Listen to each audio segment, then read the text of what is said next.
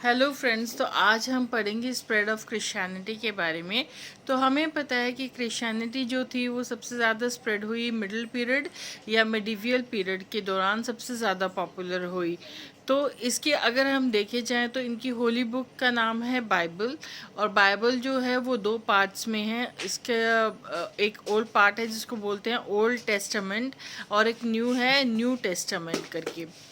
अब हमें पता है कि जो टीचिंग्स थी even after crucifixion of the Jesus Christ, जो उनकी पॉपुलैरिटी थी, जो टीचिंग्स थी, प्रीचिंग्स थी, वो ख़त्म नहीं हुई।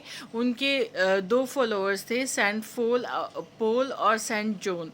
तो इन लोगों ने बहुत ही एक्टिवली पार्ट लिया, स्पेशली सेंट पोल ने रोमन एम्पायर में बहुत एक्टिवली पार्ट लिया to spread the teachings of the Jesus Christ.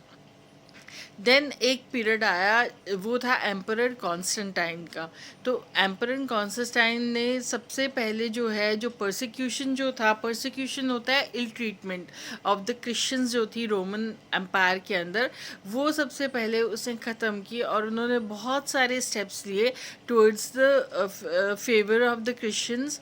For example, उन्होंने संडे को as a official holiday declare कर दिया, तो सो दैट क्रिश्चियन जो थे वो चर्च जा सकते थे और प्रे कर सकते थे। उन्होंने क्रिश्चियन पीपल को फ्रीडम दिया टू प्रे के लिए। इसके अलावा उन्होंने इम्पॉर्टेंट जॉब्स दी बहुत सारे क्रिश्चियन पीपल को, और उन्होंने बहुत सारे जो चर्चेस थे वो बिल्ड किए। फिर उन्होंने अपनी कैपिटल जो थी वो शिफ्ट की। कहाँ से? उनकी पुरानी कैपिटल थी रोम, तो उन्होंने रोम से बाइजेंटियम करके नई कैपिटल बनाई, और इसको जो हम बोलते हैं वो मॉडर्न इस्तांबुल भी बोलते हैं, और ये कमर्शियल हब था फॉर द ट्रेड के लिए।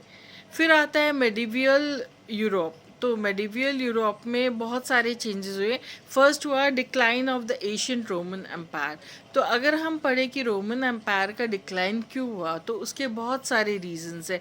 एक तो करप्ट रूलर्स आ गए, उसके साथ साथ फ्रीक्वेंट जो थे सिविल वॉर्स होने लगे, फाइट्स होने लगी, इन फाइट्स होने लगी बिटवीन द सोल्जर्स के बीच में।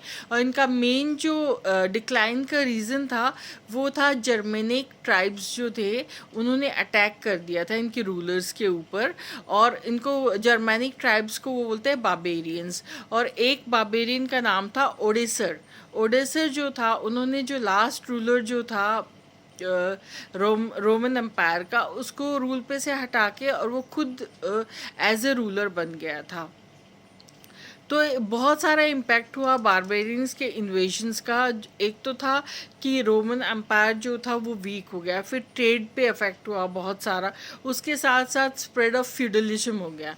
Now will study about feudalism. What is feudalism? Feudalism क्या होता है? जब एक रूलर जो होता है, एक राजा जो है, वो इतना कैपेबल नहीं है या उसके पास इतने रिसोर्सेज नहीं है कि वो अपनी खुद की आर्मी जो है वो स्टैंड कर सके।